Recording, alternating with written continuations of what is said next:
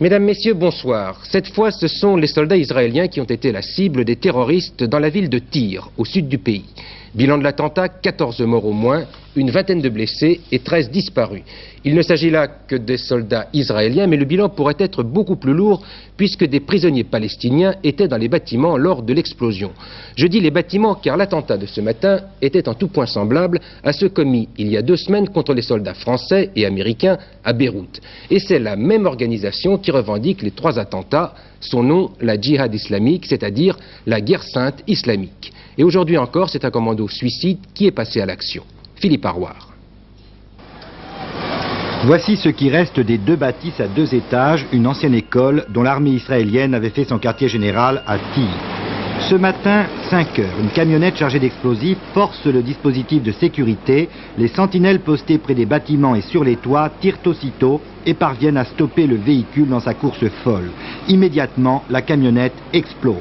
À l'endroit de l'explosion, un immense cratère. Le bâtiment juste en face, dans lequel se trouvait un dépôt de munitions, s'effondre sur le coup.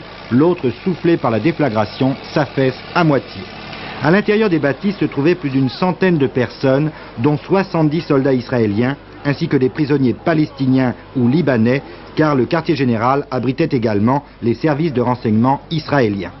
À voir ces images, à écouter les récits, on est frappé de la similitude de l'attentat de Tyr de ce matin avec ceux de Beyrouth du 23 octobre dernier contre les postes militaires français et américains.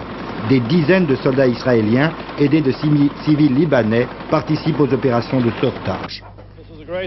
Le ministre israélien de la Défense, Moshe Arens, se rend sur les lieux et déplore ce nouvel acte de terrorisme sanglant et lâche. Un officier précise de son côté qu'au sud Liban, il y a des groupes terroristes qui se sont réorganisés et qui ont été formés par d'anciens détenus libérés du camp d'Ansar.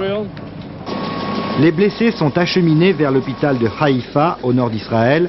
À cette heure, le bilan est de 14 soldats israéliens tués, 14 civils libanais tués, 21 militaires blessés et 13 disparus.